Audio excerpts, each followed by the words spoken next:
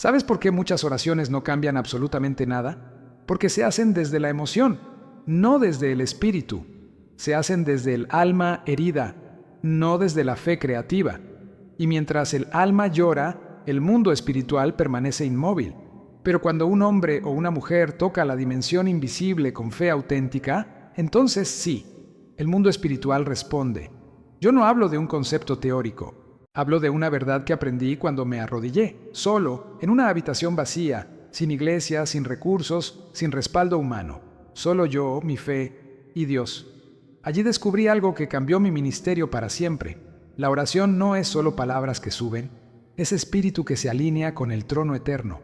Cuando tu espíritu se conecta con la voluntad de Dios, se activa una fuerza que trasciende la tercera dimensión y entra en la cuarta, el mundo espiritual donde el poder creativo de Dios opera.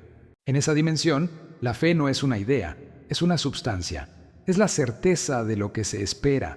La convicción de lo que no se ve no es un deseo vago, es una visión plantada por el Espíritu en tu interior, que tú decides abrazar, sostener y declarar. Por eso muchos oran y no sucede nada, porque oran sin formar antes la imagen interna, no tienen dirección, no tienen propósito. Repiten palabras esperando conmover a Dios, pero no han entendido el orden del mundo espiritual. Nada se mueve hasta que una fe verdadera lo autoriza. El Espíritu Santo no fue dado para que ores repitiendo lo que otros dijeron. Fue dado para que veas en tu espíritu aquello que Dios quiere hacer, y entonces lo declares con autoridad. Fue así que oré por los primeros enfermos, no repitiendo fórmulas, no mendigando milagros, sino visualizando con los ojos del Espíritu lo que Dios ya había mostrado en lo alto. Oré viendo la sanidad antes de que se manifestara. Oré hablando vida donde había muerte, porque eso es la oración de poder. No es clamar para que algo baje del cielo, es activar en la tierra lo que ya fue revelado en lo alto, y cuando oras así, el mundo espiritual no permanece intacto, porque esa oración no viene del alma confundida, viene del espíritu que está conectado con la dimensión de autoridad, visión y gobierno celestial. Cristo no dijo, ora mucho y algo sucederá. Él dijo, si permanecéis en mí y mis palabras permanecen en vosotros, pedid todo lo que queráis y os será hecho. Permanece, visualiza, declara, sostén. Esa es la estructura interior de la oración que transforma. Cuando comencé mi ministerio, no tenía nada. Ni púlpito, ni templo, ni siquiera una bicicleta para desplazarme entre los pequeños grupos de oración que recién comenzaban a formarse. Pero fue precisamente en ese tiempo de escasez donde aprendí uno de los principios más valiosos de la vida espiritual. La oración eficaz comienza cuando ves con los ojos del Espíritu aquello que aún no existe en el mundo natural. La fe no espera ver para creer. La fe ve primero en el Espíritu y luego habla. Y cuando habla, lo hace con convicción, porque ya ha sido gestada en lo profundo. Esto no es psicología positiva, esto es Biblia. Hebreos 11:1 declara, la fe es la certeza de lo que se espera, la convicción de lo que no se ve. El problema es que muchos quieren resultados visibles, con estructuras espirituales invisibles. Quieren milagros externos, sin fundamentos internos. Y no funciona así. Al principio del ministerio, en una ocasión, sentí en mi espíritu que debía orar por una bicicleta. Pero no simplemente dije, Señor, dame una bicicleta. Cerré los ojos y comencé a ver cada detalle. El color, la marca, la canasta al frente, el timbre. Oraba dando gracias, no por lo que vendría, sino por lo que ya había nacido dentro de mí.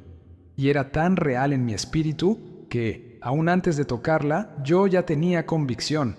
La oración que mueve el mundo espiritual funciona así. No parte de la duda, parte de la visión. Una visión que viene del Espíritu Santo, no de la mente humana. Una visión que brota desde la cuarta dimensión, la dimensión creativa de Dios, donde todo lo que existe en lo natural ya fue formado antes en lo invisible. Por eso Jesús dijo en Marcos 11:24, por eso os digo que todo lo que pidáis orando, creed que lo recibiréis y os vendrá. Cree en el mismo momento en que oras. Mira con los ojos del Espíritu. Nombra lo que esperas. Siéntete dentro de la respuesta, como si ya existiera, porque en el mundo espiritual ya existe. Tu tarea ahora es traerla de la eternidad al tiempo.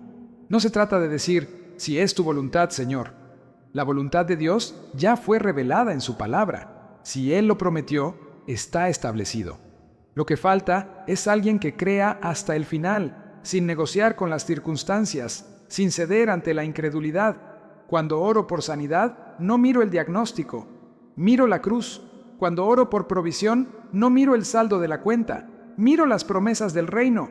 Porque el mundo espiritual responde a la palabra creída, declarada y sostenida. No se trata de manipular a Dios, se trata de alinear tu fe con aquello que ya ha sido decidido en el cielo. Una oración poderosa no intenta convencer a Dios de hacer algo. Una oración poderosa trae a la tierra lo que Dios ya ha autorizado en su corazón. La fe verdadera no es pasiva, no se limita a esperar que algo suceda. La fe que mueve el mundo espiritual es una fe que habla, que camina, que ordena, que actúa con autoridad espiritual delegada por Dios. Durante años vi personas orando con lágrimas, con desespero, con palabras correctas, pero sin resultados. Y no era por falta de sinceridad, era por falta de posición espiritual, porque el mundo invisible no se mueve por emoción, se mueve por autoridad. ¿Y de dónde viene esa autoridad? No viene de títulos humanos, no viene de experiencia ministerial, viene de la intimidad con Dios, viene de haber sido forjado en el fuego de la dependencia total, viene de conocer su voz, su carácter y su voluntad. Cuando alguien ora con autoridad espiritual, el mundo espiritual lo reconoce, porque esa voz no viene del alma, viene del Espíritu unido al Espíritu Santo. Recuerdo que en mis primeros años de ministerio me enfrenté a opresión espiritual intensa. Corea era un país oprimido por la guerra, por la pobreza y por el miedo.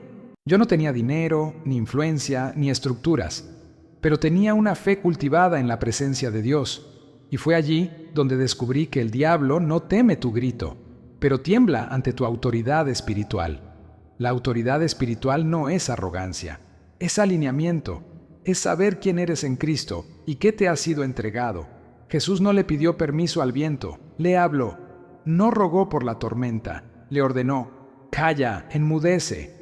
La misma autoridad fue dada a los que creen, pero no a los que creen intelectualmente, sino a los que han permitido que la palabra transforme su mente, su boca y su interior.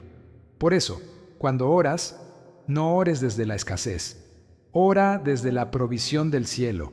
No ores desde el miedo, ora desde la victoria de Cristo.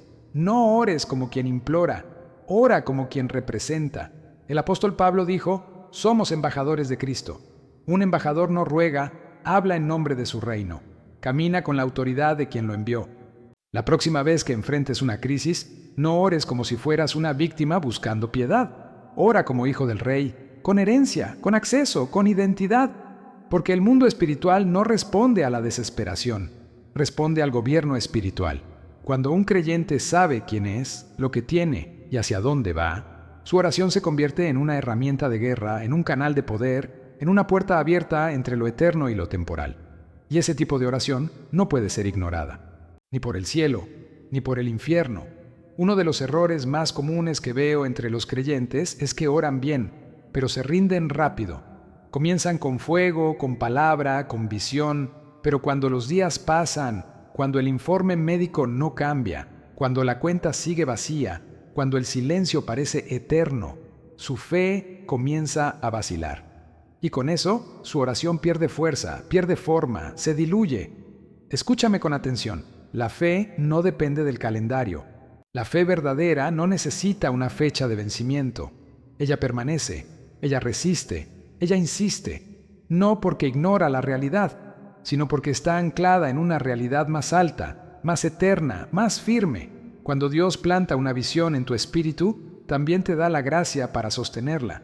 Pero debes decidirte, debes decirle al cielo y al infierno y a tu carne, lo que vi en el espíritu es más real que lo que veo con mis ojos, y no lo soltaré. Yo oré por años por cosas que tardaron en manifestarse. Algunas tardaron semanas, otras años. Pero aprendí algo que nunca olvidé. La oración que sostiene la visión es la que finalmente la hace nacer. El mundo espiritual no se rinde ante palabras bonitas, se rinde ante una fe que no retrocede. Jesús no solo enseñó a orar sin desmayar. En Lucas 18, Él contó la historia de una viuda que fue ante un juez injusto, no porque el juez fuera bueno, sino porque ella no dejó de insistir. Y dijo, ¿y acaso Dios no hará justicia a sus escogidos, que claman a Él día y noche, aunque se tarde en responderles? Aunque se tarde, ¿lo ves? Jesús mismo reconoció que habría momentos en que parecería que nada está sucediendo, pero el problema no es el tiempo. El problema es la fe que se disuelve con el tiempo. La fe que mueve el cielo es la que dice, no me voy hasta que esto se cumpla. Es la que, como Jacob, se agarra de la promesa y declara, no te soltaré hasta que me bendigas. Muchos oran, pero pocos perseveran. Muchos declaran, pero pocos mantienen su posición cuando llega o silencio.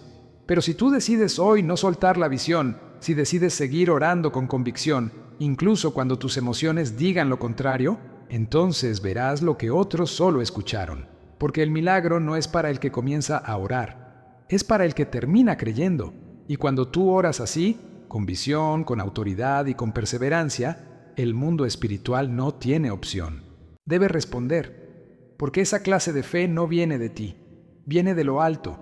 Hay un momento santo, silencioso, indescriptible, en que algo en tu espíritu cambia. No hay ruidos, no hay truenos, pero lo sabes, algo se rompió en el mundo espiritual. No sabes cómo explicarlo, solo sabes que ya no estás orando desde la lucha, estás orando desde la victoria. Ese momento es real, y viene para aquellos que no oran por rutina, sino por revelación. Viene para los que permanecen, para los que no sueltan la visión, para los que oran hasta que el espíritu empiece a moverse y el cielo diga, ahora. Escucha, antes de que la respuesta llegue a tus manos, ella llega a tu espíritu. Antes de que se vea afuera, se confirma adentro. Es como si el aire espiritual se tornara más liviano, como si la opresión cediera, como si el peso de la incredulidad fuera reemplazado por una convicción inquebrantable. Ese es el sonido del rompimiento. No lo oyes con los oídos, lo percibes con el espíritu.